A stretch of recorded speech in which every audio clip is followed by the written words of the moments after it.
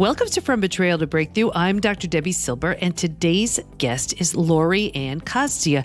And Anne is a mom of 2 boys, a chief business and marketing strategist and mentor for leaders, entrepreneurs, and want-to-preneurs. A speaker, host of the radio show Healthy Lifestyle, contributor to LIBN, co-host for Out Loud, Out Front podcast, and performer vocalist for the band Easy Street.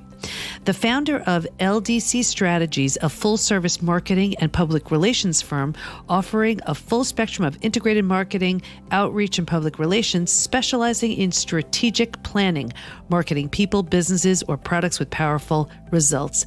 LDC Strategies offers an off-site marketing solution for a fraction of the cost, allowing you to focus on your expertise while we strategize, collaborate, coordinate, and manage all of your marketing needs. Strategies by Design with Anne offers mentoring programs from her renowned 90 Leadership Strategies for Success, one-on-one leadership mentoring program, executive group retreat program, and Newbies Gone Wild program for entrepreneurs and wantrepreneurs. And I have such a special place in my heart for our next guest. She was one of the Fab 14 who moved past her fears in order to contribute to my study. And as a result, discoveries were made because of her and the other amazing women who ventured into the unknown right with me. You're going to love our conversation all about transforming after betrayal. Here's Anne.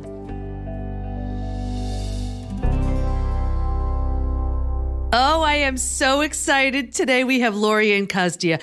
What's so exciting about this interview is I've known her for a while, but I don't just know her. I mean, she's become a friend. I just love her.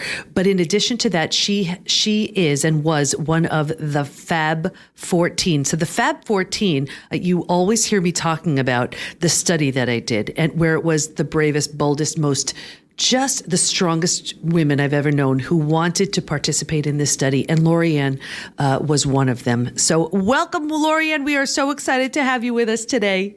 Thank you, Debbie. I'm so excited to be here. So, I mean, let's just get started with this, because to be a part of a study, not everybody wants to do that, because you have to be open, you have to be vulnerable. And this wasn't the kind of study where I was going out to a mass amount of people asking general questions. These were deep dive, very emotional conversations. What made you say yes? What did it do for you? I mean, let's just go there. Well, the first reason what made me say yes was my trust in you. I have a belief in you. You inspired me when I first saw you. And there was just some kind of connection that said, yeah, I can trust her, which is really interesting because I've had issues with trust in the past. So I thought it was interesting at that point. But something told me, some voice in my head said, you need to do this. This is going to help you through what you're going through right now. And I went, all right, because at that point, I had nothing to lose. And if I could share and help other people, then so be it. Because in the process, I was healing. And I want to stop you right there before you go on. Right there, you said so many incredible things. Trust, especially when it comes to betrayal, trust is shattered. And so many people who've been betrayed, whether it's a family member, partner, friend, anybody, are so wary to trust again. And that is one of the hardest things to move through. So everybody listening, I want you to hear this, that when trust is shattered, it is hard to trust somebody, but it's only when you do make that leap on some level, that's when you start to heal. Yeah. So you made that leap, which other people can find very scary and very challenging, because they could say, well, I don't know you. Why should I trust you? What was it that made you say, okay, you know what? Even though it's scary, I'm just going to do this. Like, tell me the process that went on in your head. Why shouldn't I trust you at that point? I had nothing to lose. So everything, all of my trust was shattered. Everything was shattered. I had to find something. And, when you reach deep down, you realize that, the only way you're going to lift yourself up is by reaching out and having faith. And my spiritual faith came, oh my gosh, spiritualism started just rushing in because I needed to find a foundation, and it wasn't external, it was internal, and it was with the universe. And I was like, okay, tell me why you did this. Tell me what I'm supposed to learn. And when you were there and you said that, it just clicked in my head, and I went, okay, this sounds like something that it will help me. And again, by virtue of me going through, if it doesn't help me, what have I lost? Nothing. I've lost nothing. I've gained a friend. All good. So there was nothing to lose by throwing out a little trust. It was a leap of faith, though. It really was. I had to like pull on my big girl panties and pull up my bootstraps and say, okay, let's just do this. And really dig down and say, all right, let's go. What's the worst that can happen? But by revealing my inner self and becoming truly genuine, not that I wasn't before, but I was holding stuff in. I had all these secrets that I was holding in. By revealing those secrets, there was a freedom that I can't even explain. And you know, that's another thing that once we've been betrayed, we feel that too. There's so much, and we didn't even do anything, but there's so much shame, embarrassment, humiliation. We don't want the pity, the sympathy, whatever it is. And in being honest, in being open, you're opening yourself up to, okay, what kind of judgment will I face? What kind of response will I get? So, yeah, we really do have to overcome a lot just to even be open and be vulnerable. So then tell me about you. Just think of it, Debbie. Just think of it, to interrupt. Sorry. Yeah, no. But think of it. Think about, telling your best friends what just happened, because you're now revealing some inner things. And through the process going with you, going through this process that you discovered, by doing that, I was actually finding pieces in my past that led me to where I was today. Yeah. And I remember hearing a lot of women in the study saying even just the questionnaires in the beginning to qualify for the study were very revealing. And you mentioned something else about just, being open or sharing or speaking. I remember the first time I opened up to one of my closest friends, it took me a year. I just couldn't do it. And I remember physically shaking.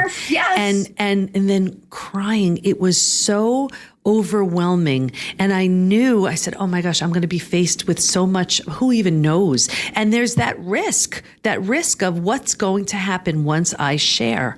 And it can be terrifying, but we also found in this study, every single woman said they would have benefited from support. Now, here's the thing. That's when we need support the most, and that's when we're the least likely to, non-judgment, exactly. And that's when we're the least likely to seek it. And that's absolutely one of the reasons why we created the PBT certified hosts, because I want every woman to have a place to go and, just someone who's been there to be able to support them. Okay, go ahead. So listen to just the thought process of non-judgmental. There isn't really a reason that we need to be embarrassed. It happens. We're all flawed. We all go through things. So I don't look at experiences now and challenges now from an embarrassment or that feeling that I had then. It's understandable. We all go through it. But now I look at it as, okay, what am I supposed to learn? And it just changes my camera lens on how I'm looking at the situation, and it empowers me. But that's as a result of going through what you discovered, because without all those tools, or without the non-judgmental ability to have a sounding board, I was shaking too, Debbie. I understand how you felt, because I felt the same way. I'm like, oh my God, they're going to hate me.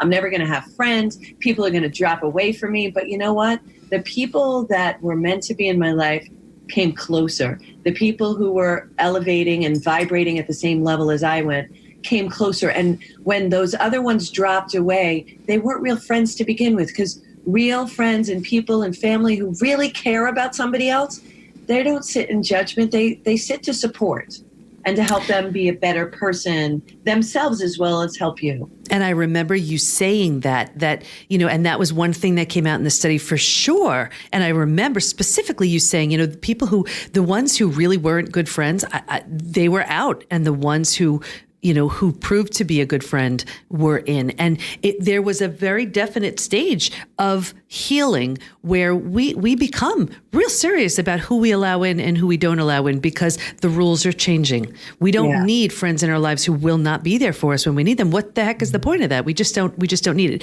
But it opens up space for new people. And those new people are really what the universe is sending to you that you really need. So that's the exciting part. And that's why I love the fifth stage, because you actually start, you're there, and you had told me this, and I was like, yeah, okay. But when it actually happened, you actually forgive the very person who did the act or caused the pain.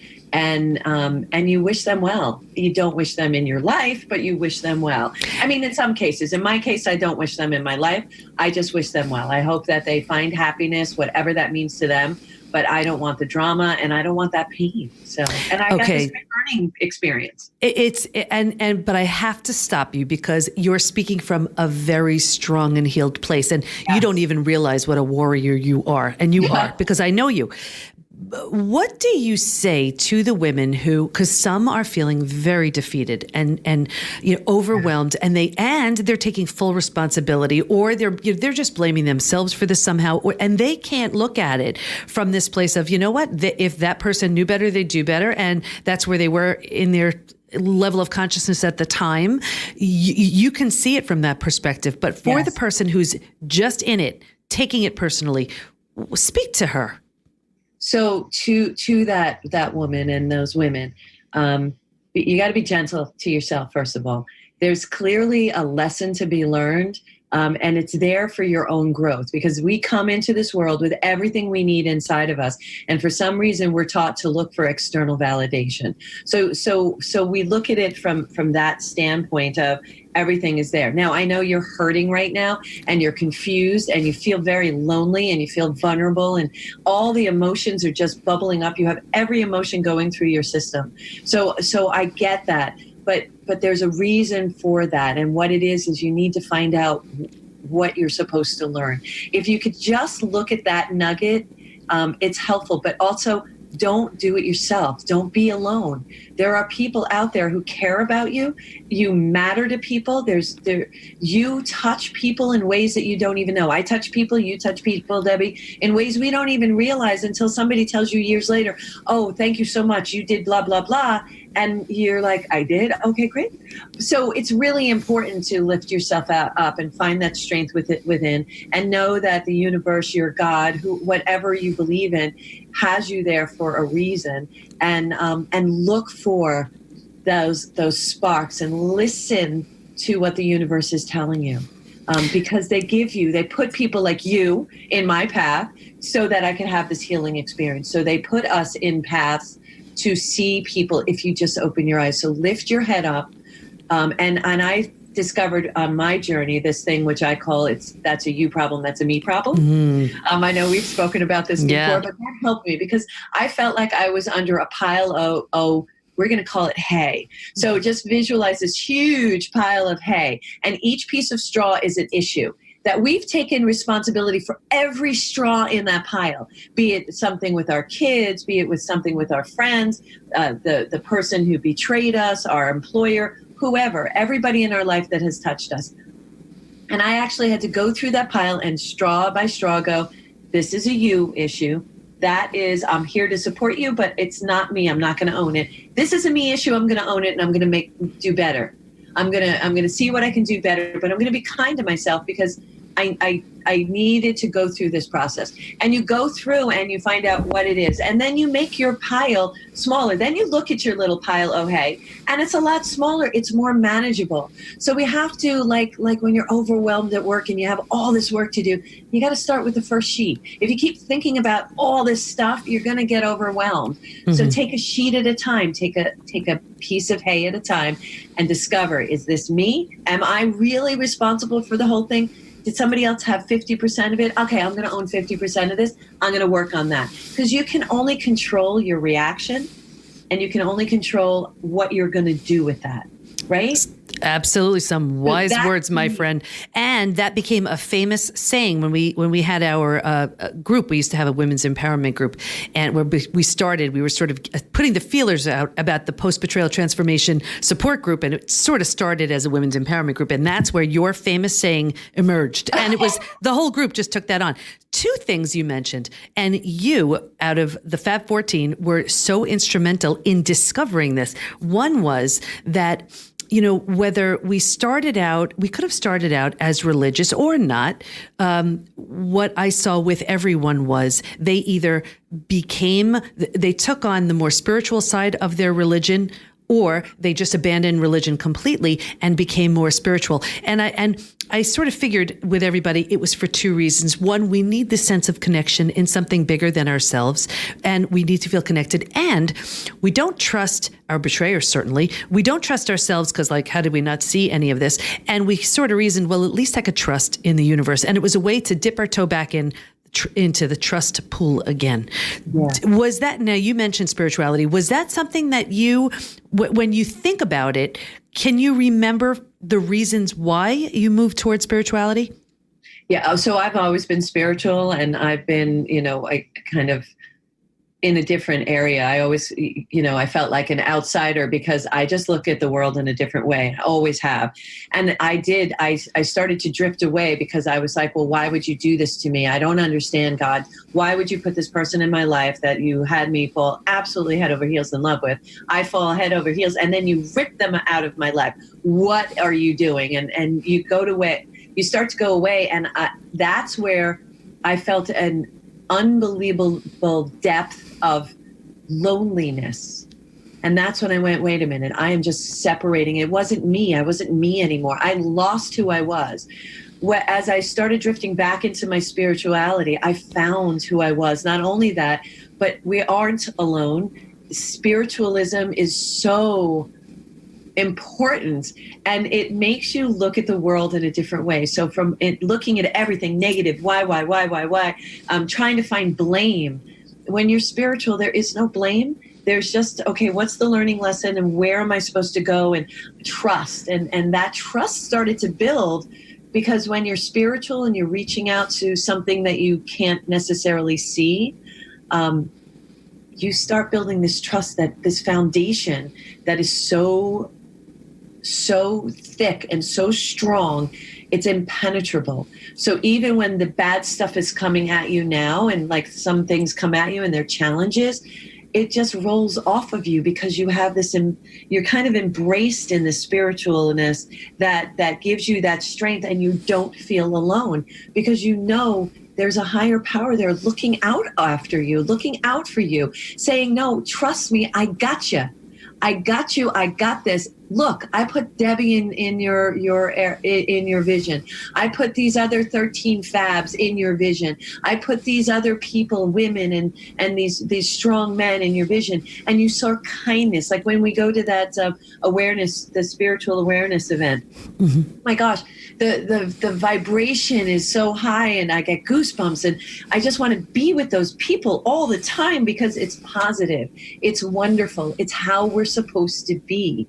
And I wasn't being pulled down anymore. So spiritualism to me is the foundation to healing, whatever that means to you. But that spiritualism, that connection with the earth, that connection with your God, with the universe, is a foundation that just, it gives us all the answers. It really does. And that answer is within us.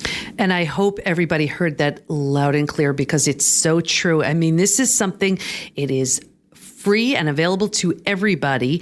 And it grounds us. And the event that Lori Ann is talking about was, I had spoken recently at a conference we do every year. Right. And we had Paul Young, who wrote the book, and did the movie The Shack, which was just absolutely incredible. It was just an amazing day. But you are the people that you surround yourself with. So a big part of this is, who are you surrounding yourself with? Yes. I want to get to something else too, because I'll never forget when it was during the study, I felt that healing from betrayal was very different than healing from the death of a loved one, disease. I had been through all of them. It felt very different for me, but I didn't want to assume it. And originally I was studying post-traumatic growth, like the upside of trauma, what the benefit, what did you gain, what did you learn? But there was something about betrayal that was a very different kind of healing. And I brought it back out to all the study participants, and sure enough, everyone agreed, yes, it's very different. And that's exactly why we coined the term post-betrayal transformation. But I don't know if you remember what you said, but holy smokes, the way you differentiated any kind of life crisis and betrayal was, I got chills reading it. Do you remember some of the things you said, what differentiated Let's say death, or let's say betrayal. Do you remember any of that? I do, because I remember. You're going to make me cry. That's not fair. So you sent that email. I remember when I got the email, I sat on my stairs in my foyer, sat right down, and I just started typing. It just flew out of me. And basically what I said, and it's, I don't know if it's going to be eloquent today, but it just came out so amazing that after I read it, I cried too. But what I said was this: there's one thing when you lose a loved one. Yes, it's horrible. It's gut-wrenching. You don't want them to be gone, because you want to be able to hug them and love them and spend the time with them. And that's a loss that is so deep, and it stays with you. But when you're betrayed, they rip everything apart. They tear everything out from under you. It's like sitting on a blanket and somebody just pulling out from underneath you, and your whole world shatters. The visual I have is I'm standing on this glass floor, and now the whole glass floor shatters. It all falls away except for this one piece that you're hanging onto. And you just don't even understand why. And everything starts circling around and spiraling. You can eventually say, okay, I understand that death comes and the loss is there and the spirit will be with us. But this just tears you down completely, and it makes you so vulnerable. You're open. You lose your trust. You lose every foundation that you were relying on is gone, is absolutely gone. You don't know where to turn. You don't know who to trust. Everything is just obliterated because you had put all of your heart and soul for this person. Of any kind of betrayal, if you trusted them as a boss and you relied on them to protect you, and they didn't. Who does that? And so that whole thing was so very easy to understand. You don't feel good about the loss of a loved one, because the death of someone having to move away. That's a loss of control. This was a loss of everything: a loss of control, a loss of faith, a loss of faith in yourself and trust in yourself. You lose trust in yourself, your ability to make good decisions. How can I not see it? That ran through my head. How can I not see it? And now it's so crystal clear. Like all the signs were there, and how could I not see it? I remember it was so poetic. It gave me chills, and I'll tell you that's and for those of you who just know what's coming, you don't spend that kind of time writing a dissertation and then just doing nothing with it. So all the magic that was discovered in that dissertation, we're in the process of turning it into a book, and your words are included in there because a big part of the reason, the cherry on the cake of what gave us the term post-betrayal transformation was all that confirmation from everybody saying, oh, it is nothing like healing from the death of a loved one. And all of those things are very tragic. Of course, there's a grieving process. It's hard to get over, but there's this rebuilding of the self. There's this rebuilding of your entire self-worth, You use the visual of a house, and it was like the whole house, like it didn't crumble. It wasn't up on fire. It imploded. It just like shards went everywhere. Now, how do and I turned around and I looked at the house, and everything was all over the place as the visual. So shards everywhere. And slowly but surely I was trying to pick up the shards, and some of the shards, they don't serve me anymore. So I left them on the ground, and I went, you know what? And you gave me this phrase, and I love this, is I had an opportunity to sit there and wallow, and that was an okay choice for me to do, or make it bigger and better. And I chose to make it bigger and better. I'm now I'm a mindset mentor. I mentor business and marketing people who have their own businesses, and I mentor them and help them through it. I bring all of these tools that I developed all of my career, and now it has a really defining meaning to the people who I'm mentoring and helping them over their hurdles. I mean, I had the great honor of being able to discover through a strategic forensic that I usually do when I mentor with their business. I discovered some issues, if we would say, brought it to their attention, and we actually saved their company. So I take great pride in being able to help people do that. All that, finding what I'm supposed to do, finding who I am, and rediscovering myself. I'm that 18-year-old who has that confidence, who nothing is impossible again. Where when this was happening, Debi, everything was impossible. Breathing was impossible. Getting up every day was just a big chore. It was magnitude beyond, and it sounds so dramatic, but it really was. Getting myself up and getting my feet on the ground and out of bed every day was an act of courage every single day. And that act became easier and easier once I rediscovered my spiritualism and rediscovered who I was, and rebuilt that house plank by plank, nail by nail, level by level.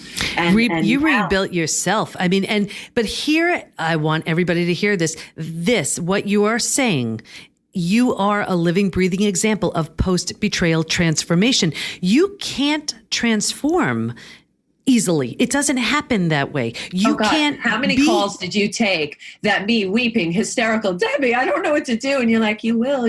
That having someone to help guide you through it, and just say, sometimes it was just, all you had to say was, I understand. And that was brilliant. That got me through the rest of the day. That theory of minute by minute, hour by hour, day by day, it matters. That helps. So having these groups and having the guidance of the people that you're teaching and spreading out there like ants at a picnic, to have them guide people going through it, to have them guide you going through this trauma. And it is trauma. This betrayal is the most significant trauma that one can go through. To have that is such a gift that you're putting out there. And I had you, but for that, I don't think I'd be where I am today. So I didn't do it alone, Debi. I would never accept that as a true answer, because without you and other people in my life, I would never be where I am right now. And you know what? Thank you. And I could not have done my healing without the Fab 14 and everything else that I leaned on for support. So it's all good. So walk us through the process of, tell us how you crashed and burned, because that's what betrayal does. And then the healing process. When did you start to notice you started feeling better? You started growing, you started changing, old friends out, new friends in, and then tell us what it led to. Tell us, just give us a sum it up and give us where it led to. The coolest part is when you start recognizing that it happened. As you're going through it, you may or may not, you'll notice like little hints, and you'll be like, oh, and those little things, those little sparks, those little sparkles are what gets you to the next day. And then you find you get more sparkles, and it's a change of purpose. And so I really imploded, like beyond imploded, and you were there. I changed my job. I opened my own business. I just left everything. I walked out of his life. I left everything behind me, and I was there raw, kind of visualized raw and naked, nothing else there. There was nothing to hide, because I was talking about it. I wasn't going to hide it anymore. It wasn't going to stay inside. It didn't serve me to keep pushing everything down. That's what I was taught. Keep it in the family. Keep it in the house. You don't... Forget that. It's not like I ran around saying, guess what? I didn't do that. But I wasn't going to hold it as a badge and keep it down. So as you go through it, as you get those little sparks and you start believing more in yourself, and each decision you go, yeah, I got this. And having people like you and the group around me going to those meetings, and knowing that, when I was saying it, they would go, yeah, no, and they would cheer you on and cheer me on and go, okay, all right, I guess I'm going in the right direction. Those things, each one of those steps led me up, even farther up to the big Buddha who was sitting there going, come on, I'm just waiting for you. The universe was sitting there going, come on, you just come on, you got a couple more stairs. And the women in the group and the people around me, and the people who were truly my friends were sitting there and supporting. You start seeing that. When you start recognizing it, you want more. And then I started changing my habits. I started meditating every day. I started praying every morning. And I would put out in the universe what kind of day I was going to have. And you know what? Guess what? I had that day. I'm going to have a good day. And I'm going to talk to 2 new people today and get business. Sure enough, 2 new people, 2 new business. Yeah, and it just started flowing. And every day the universe gave me confirmation because my eyes were open. I was finally awake. I was no longer sleepwalking. What I discovered was when I was in this relationship, I was sleepwalking and the universe was trying to rattle me. And I was kept getting messages, and the messages started getting stronger and stronger to the point where it had to implode because I wasn't paying attention. And that implosion made me have to pay attention. Now I had to do something with it. And so going through that, I was like, I just wanted more of being around people like you, being around people who are vibrating higher, positive people. I kept pushing away negative. I have no interest in chattering about what this person's doing. That's not for me to do. You know what? That's their journey. And if that's the choices they want to make, good for them. Now, will I maybe have some insight at some of the pitfalls that they may come across because I went through it myself? Yes, but not judgmentally. Maybe I can help them avoid some of them, but only if they want to, and only if it's within their journey to avoid some of them. Sometimes we have to feel it. We have to feel this amazing pain to get these amazing successes. And that's what I felt. That's what you felt. Oh, absolutely. You know, you have to feel it to heal it. You hear me say that all the time. Yes. We numb, avoid, distract. It's like a shadow. It just keeps following us. Well, absolutely. That numbness that we keep ourselves in, that fixation on Facebook or the television or watching everybody else's life and going, oh, why me? Why me? Well, because as somebody said to me years ago, don't watch the Discovery Channel, although you can once in a while because it's very informative and I like it, but don't watch the Discovery Channel. Be the Discovery Channel. Go out, feel the universe, hug the tree, go do what makes your heart just soar. Don't worry about it. Money comes. Money follows when you're going after your dream. And if you have a vision, follow it. If people around you are saying don't, I get it. Listen to some of what they're saying, but if it's your dream and you feel it in your depths, find the mentor, find the people who are going to help you go reach that. There's a reason why you're feeling that in your depths. There's a calling. I'm a singer. I'm in such a happy place when I sing. I kept that from myself. I punished myself by not singing, and I kept that from myself, and I kept it from the world. Shame on me. I was given that to share. We were given the opportunity in what we do, Debbie, to share, to motivate, to mentor, to go out there and reach other people and let them see what we discovered. So unfortunately, we had to go through this tragic event, but we had the choice, and we both have chosen the choice. And I hope our listeners choose the choice when it's right for them. And you'll know it. You'll know when it's right for them. You'll say no more. That's it. Enough. I want to take a different step. And that's when you'll reach out to these groups, and that's when you'll reach out to these, be it ladies or men, I know you have both, to reach out to them, to get that support you need, to just go. Start with meditating. Beautiful. That clears your head. Yeah, beautiful, beautiful. Everybody, this, what you've just heard from Lorianne, this is post-betrayal transformation. This is what it looks like. It is beautiful. It is strength. It is resiliency. It is true, real, and lasting transformation right here. How do we learn? Happiness from within. Happiness 100%. is within. Nothing outside is ever going to make you as happy as you are. Just as nobody else can say anything as brutal to you as you could say to yourself. Look at that. The world works in yin and yang. You can switch that and say all the nicest things to yourself. Start by being nice to yourself. You'll see. Then you can't help yourself but be nice to other people. You can't help yourself but start attracting all this happy, wonderful, nice people. There is a lot of good out there. There's more good than bad. We just are all tempered to just look at the negative and focus on the bad of ourselves. You know what? We all have weaknesses. We're going to make them stronger, but don't forget your strengths and all the goods you can put out there. Beautiful. It's so true. How do we learn more about you? Where do we go?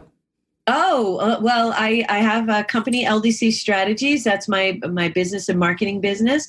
And also Strategies by Design. I have a 90 days of leadership strategies for success. I have one-on-one leadership mentoring. I have my executive group retreats, and I have my Newbies Gone Wild. Those are for my entrepreneurs and wantpreneurs. Wantpreneurs are the ones who have a job right now, but they have a vision and a desire to do something more. That's my sweet spot. I love working with them because they have that that fire in their belly, and we help them transition. I give them the tools and help them kind of avoid and fast track pitfalls, because I've already done it, been there, and I can give them all different kinds of tools to go. They go to my website, ldcstrategies.com, and they can go to Facebook, find me at Strategies by Design with LA. They can see me or listen to me on my show, Healthy Lifestyle, on 103.9. That's LA News Radio. That's on iHeartRadio.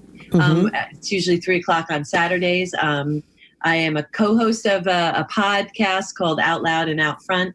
And, just come on Strategies for Design or LDC Strategies. You'll find me there. You'll see me, and let's talk. Let's start a conversation. And you, my friend, are so super wonderful. I am so excited about this book. I cannot wait to read it, because you are magical when you speak. If anybody hasn't seen Debi speak, you need to go see her, find her on these podcasts, listen to these. It will change your life. She changed mine. She can change yours. You're just amazing. You are an angel walking on earth. Debi, you are an angel walking on earth. Oh, thank you, my friend. And Lori-Ann promised to be a certified PBT support group host, so we're going to hold her to that. Yes, absolutely. Could you imagine being in her group when she launches? So it'll be incredible. Lori-Ann, I want to thank you so much just for who you are, for who you've become, for the gift you've given so many people. I just know you helped so many people today with your story. Thank you for having me on, Debi. Love you. Wasn't Lori-Ann so inspiring? She really is a true example of post-betrayal transformation, where not only did she heal, she rebuilt every aspect of the self that was torn down by betrayal. Stay in touch with Lori-Ann by heading over to ldstrategies.com, and we'll have her links at pbtinstitute.com/podcast. Here's my biggest takeaway. Don't watch the Discovery Channel. Be the Discovery Channel. I love that phrase, and it's really true. Create the life you want. Betrayal knocks everything down, giving us a clean slate upon which to build something magnificent. Use the opportunity to do just that. And to help you rebuild, here's a gift from me.